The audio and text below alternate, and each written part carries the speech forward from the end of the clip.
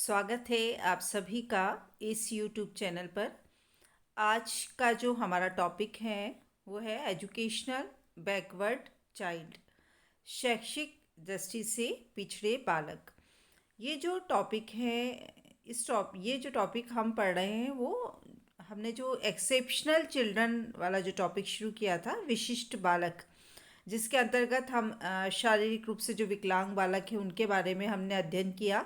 फिर मानसिक रूप से जो पिछड़ापन है या मानसिक रूप से जो मंदबुद्धि बालक जो है उनके बारे में अध्ययन किया। उसी जो श्रृंखला में आज का हमारा टॉपिक है शैक्षिक दृष्टि से पिछड़े बालक। अब ये जो बालक हैं, हम जैसे हमें बहुत कुछ तो नाम से ही या इसका जो हमने जो पढ़ा इसका नाम, उससे अर्थ हमें पता चल गया।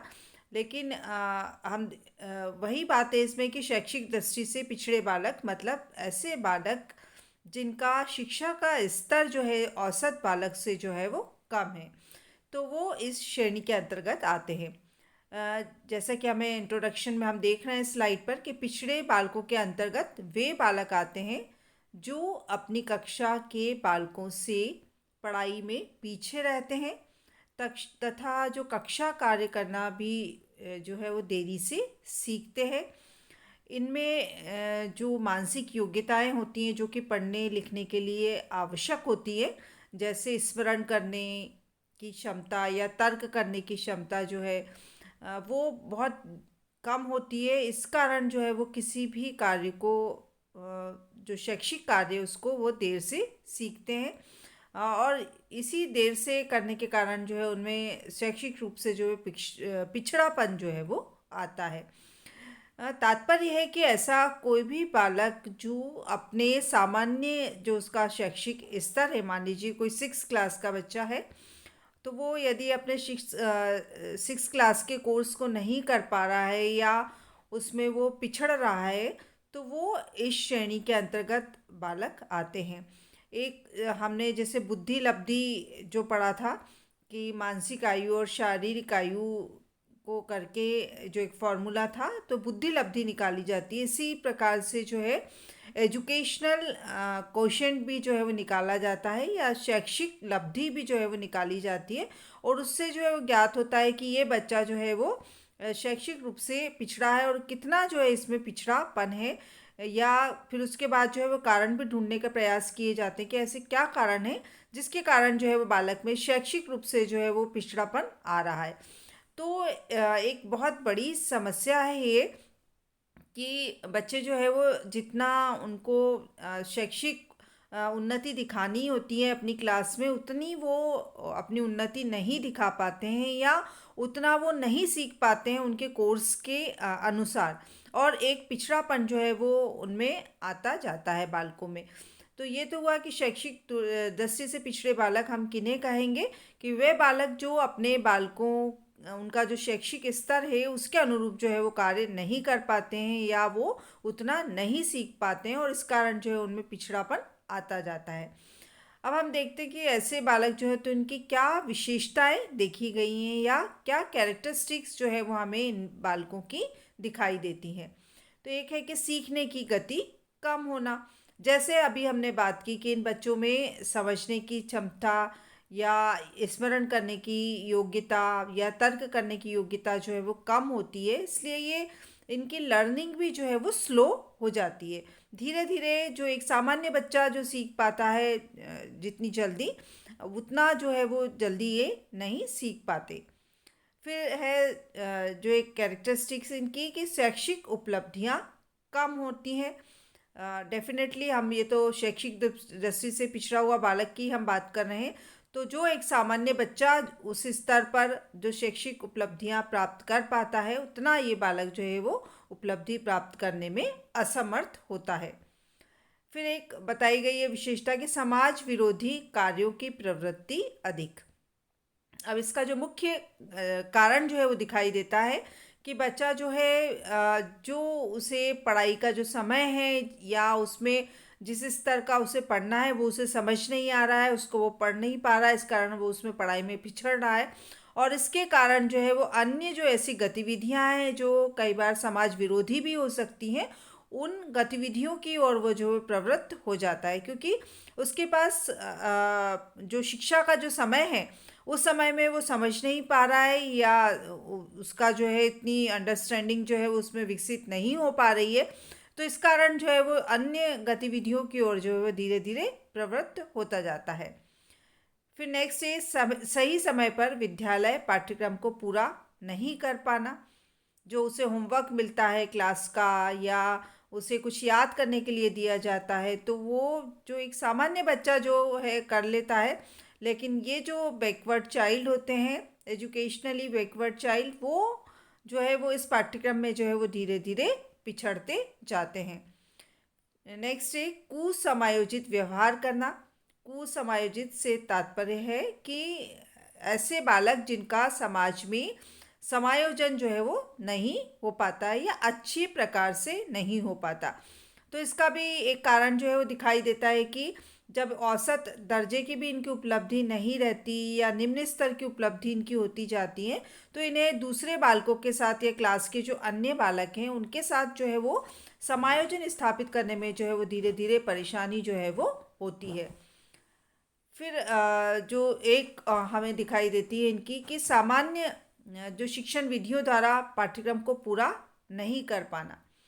जो एक सामान्य बच्चे के लिए, क्योंकि क्लासरूम में हम देखते हैं कि सामान्य बच्चों के अनुरूप ही जो है वो शिक्षण विधियां होती हैं, या एक शिक्षक जो है वो औसत जो बालक है, एवरेज जो जिसका बुद्धि लब्धि है उसके अनुसार जो है वो शैक्षिक विधियां होती हैं। तो बच्चा जो है वो उन विधियों के माध्यम से जो है वो अच्छे प्रकार से शिक्षा जो है वो ग्रहण नहीं कर पाता। इसीलिए जो आपने देखा होगा कि विद्यालय में भी कई बार इस तरह के जो बच्चे पिछड़ते हैं उनके लिए अलग से क्लासेस जो है वो लगाई जाती है, क्योंकि वो सामान्य बच्चों के साथ या उनकी उनको जिस विधि से समझाया जा रहा है उससे जो वो नहीं सीख पाते हैं। तो इस कारण जो है वो एक विशेषता इनमें दिखाई देती है कि क्लास में जब टीचर समझा रही है तो उनको उस शिक्षण विधि से जो है समझ में नहीं आ पाता है। फिर इनके लिए यदि अलग से क्लासेस या ऐसी कोई व्यवस्था की जाती है तो वे उसी बात को जो है वो सही प्रकार से समझ लेते हैं। एक जो नेक्स्ट विशेषता बताई गई है कि बुद्धि लब्धि स्तर 9 से 110 के मध्य होना। 90 से 110 जो है उसके बीच जो है वो इनका आईक्यू का लेवल जो है वो होता है। ये हमने आईक्यू क्या है और कितना इसका स्तर होता है एक सामान्य बालक में या सामान्य व्यक्ति में, ये सब हम जो हमने मानसिक मंदता वाला जो टॉपिक पढ़ा था उसमें हमने इससे आईक्यू के बारे में बात की थी। नेक्स्ट जो एक विशेषता है कि जीवन से जल्दी निराशा का अनुभव करना, क्योंकि बार बार जो है वो इन्हें हर क्लास में जो असफलता लगती है मिलती है, क्लासेस में कोई भी टेस्ट वगैरह होते हैं तो उसमें असफलता होती है, तो एक तरह से निराशा जो है इनके चारों ओर जो है वो आ जाती है। तो उसकी हम आगे जो है जब चर्चा करेंगे कि कैसे इनको क्या कारण होते हैं उनका, कैसे जो है वो निराकरण किया जाए, तो उसमें हम देखेंगे कि कैसे जो है इनकी निराशा जो है उसको कम किया जा सकता है, या कैसे इस निराशा को जो है एक अच्छे अचीवमेंट में या उपलब्धि में जो है वो परिवर्तित किया जा सकता है। एक जो विशेषता है कि मानसिक योग्यताओं जैसे सोचने समझने स्मरण करने तर्क करना ध्यान लगाना आदि की क्षमता भी जो है वो कम इनमें होती है। अ, बच्चे जो है वो सीख नहीं पा रहे हैं क्लास में जो सिखाया जा रहा है या पढ़ाया जा रहा है, क्योंकि इनमें उतना सोच नहीं पा रहे हैं। एक तो आईक्यू का लेवल कम है, समझने में जो है वो दिक्कत होती है इन्हें किसी भी चीज़ को याद करके रखना, क्योंकि समझ ही नहीं पा रहे हैं तो फिर याद करने में भी जो है वो परेशानी होती है। एक औसत बच्चे को कोई बात समझ नहीं आती तो वो तर्क कर लेता है, विभिन्न प्रकार से जो है वो रीजनिंग करके जो है उस बात को समझने का प्रयास करता है। ध्यान जो है वो एक होती है जिससे कि बच्चा जो है वो बहुत जल्दी से किसी भी चीज़ को सीख लेता है, एकाग्रचित्त होना ध्यान लगाना, तो इसकी भी कमी जो है वो इन बालकों में देखी जाती है। फिर है कि इनमें मंद बुद्धि बालकों जैसे लक्षण भी देखे जाते हैं। अब ये बच्चे जो है वो मंद बुद्धि बालकों की श्रेणी में तो नहीं आते हैं, लेकिन इनके जो लक्षण हैं कभी कभी जो है वो मंद बुद्धि बालकों के समान जो है वो दिखाई देते हैं, क्योंकि जब ये बातों को नहीं समझ पाते हैं तो कई बार ऐसे प्रश्न पूछ लेते हैं जो लगता है कि इनकी बुद्धि लब्धि जो है वो बहुत कम है, या इनको जो है वो बिल्कुल भी कोई बात जो है वो समझ में नहीं आ रही है। तो एक तरह से कई बार जो है वो मंद बुद्धिता जो है वो इनकी दिखाई देने लगती है। फिर नेक्स्ट है, इसमें लास्ट जो हम एक विशेषता देखेंगे कि सामान्य कक्षा कार्य में पिछड़े होना। ये एक सामान्य सी बात होगी, क्योंकि बच्चा जो है वो यदि क्लासरूम में नहीं पढ़ पा रहा है तो वो सामान्य जो कक्षा कार्य है उसमें धीरे धीरे जो है वो पिछड़ता जाता है। तभी जो है आपने देखा है कि इस तरह से बच्चे जो है बार बार टेस्ट में फेल होते हैं या परीक्षा में फेल होते हैं।